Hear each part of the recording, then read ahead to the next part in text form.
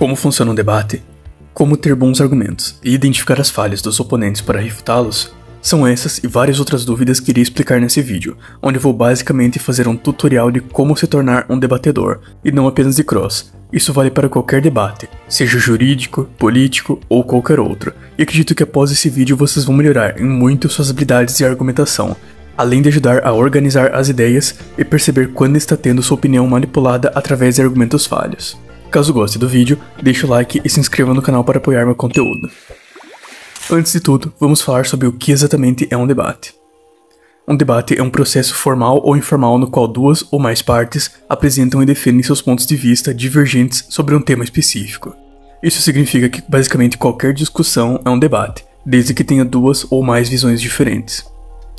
Existem vários tipos de debates, como debates formais, que são estruturados com regras definidas e tempo de fala delimitado, enquanto debates informais ocorrem em contextos cotidianos, como discussões familiares, conversas entre amigos ou debates em redes sociais. E por último, temos debates televisivos, que são comumente vistos em campanhas eleitorais, onde candidatos discutem políticas e questões para convencer os eleitores.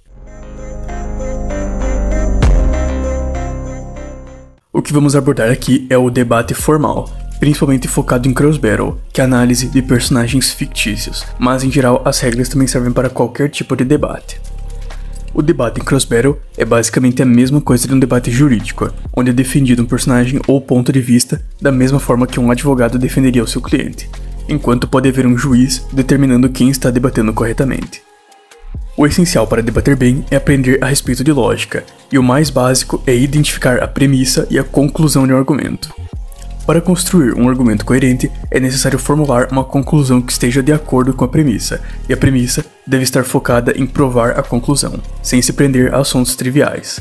Para evitar argumentos errôneos, tanto por sua parte quanto por parte do seu oponente, vamos falar de dois conceitos: sofisma e paralogismo. Sofisma é o raciocínio ou falácia que se trata de uma refutação aparente que defende algo falso de forma convincente e que confunda o contraditor. Aristóteles foi o primeiro a apresentar uma lista de sofismas em seu escrito Refutações Sofísticas, considerando um apêndice aos tópicos. Ele indica que há duas classes de argumentos, uns verdadeiros e outros que não são, embora pareçam. Esses últimos são os sofismas, ou refutações sofísticas. Em outras palavras, são argumentos falsos e intencionais. Um paralogismo também se trata de um argumento falso que parece verdadeiro, porém ao contrário do sofisma, ele é feito de forma involuntária.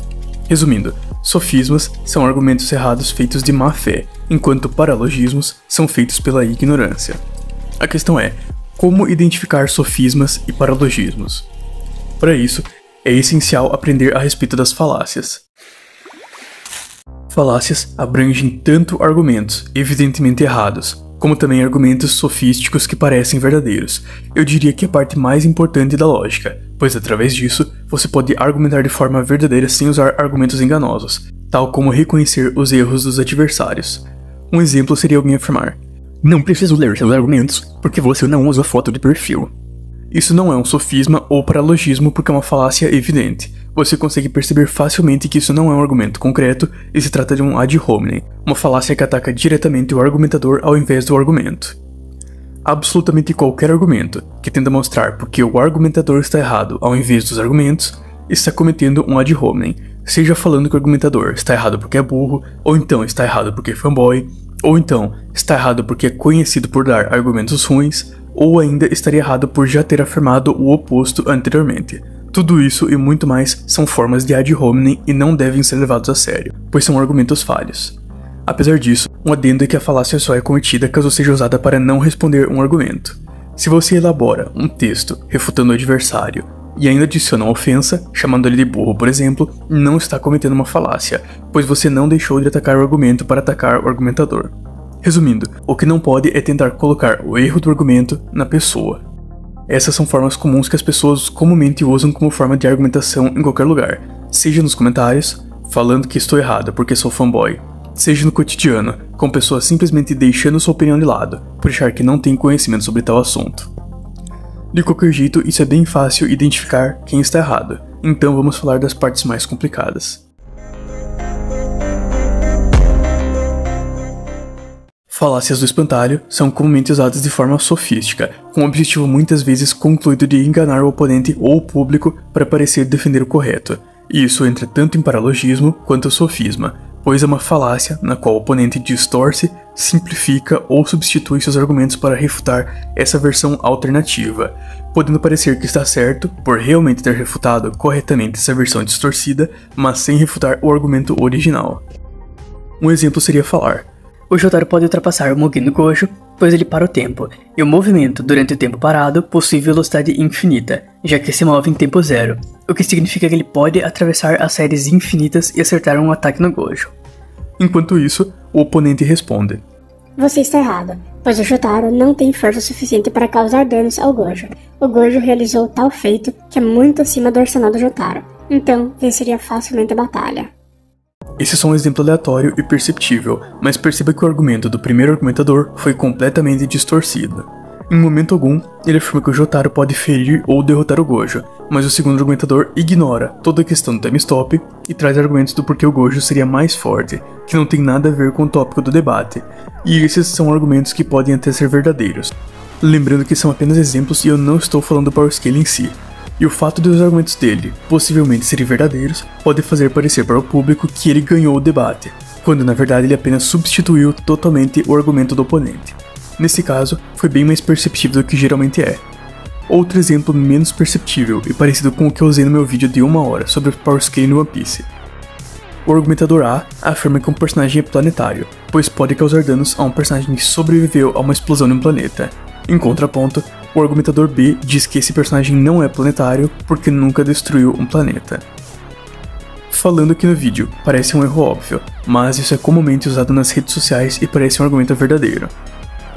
O problema em si do argumento é que em momento algum o argumentador A disse que seu personagem pode destruir um planeta, apenas disse que seu ataque é planetário, por causar um dano superior a um ataque que realmente destrói um planeta, ou seja, ele é planetário em termos de energia e não de alcance destrutivo, mas o argumentador B simplesmente ignora isso para levantar o argumento do planeta. O espantalho é usado em muitos e muitos casos, tanto no cross quanto na vida real, e muitas vezes é difícil de percebê-lo, então eu vou dar mais um exemplo. O Diorno pode derrotar uma boa parte dos personagens de anime. Claro que não. Você realmente acha que o Diorno pode derrotar personagens como Anos, Feteline e Wang Ling? O problema é que o argumentador A não disse que ele pode derrotar todos ou mencionou esses citados pelo argumentador B, que apenas usou um espantalho para exagerar o argumento do A. Agora eu volto à questão da premissa e conclusão. Para identificar se a refutação é coerente, basta se atentar nisso. A premissa do argumentador A é de que o Diorno pode derrotar muitos protagonistas, enquanto a premissa do argumentador B é de que Anos, Feteline e Wang Ling são mais fortes, e por isso a conclusão é que o Diorno não pode derrotar esses personagens. Isso é um espantalho porque o argumentador A em momento algum mencionou esses personagens em específico, ou disse que o Diorno pode derrotar todos. Agora perceba a pior parte. O argumento do B pode estar correto e esses personagens podem derrotar o Diorno, o que significa que não só ele vai se considerar o vencedor do debate, como quem ver isso vai concordar com ele e considerar que ele está certo e venceu, quando ele não refutou a premissa do A, apenas exagerou ela para então refutar uma premissa distorcida dele. Querendo ou não, falácias são um dos conceitos principais da lógica, e é essencial aprender isso para reconhecer sofismas e paralogismos.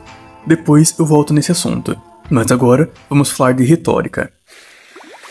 Retórica é basicamente a arte de usar uma linguagem para comunicar de forma eficaz e persuasiva. Segundo Aristóteles, a persuasão é uma espécie de demonstração, pois certamente ficamos completamente persuadidos quando consideramos que algo nos foi demonstrado. Aristóteles identificou 3 classes de meios de persuasão, que nomeou de ethos, pathos e logos. Primeiro, a persuasão é conseguida através do próprio orador, que pelo seu caráter e forma como discursa, nos consegue fazer pensar que é credível.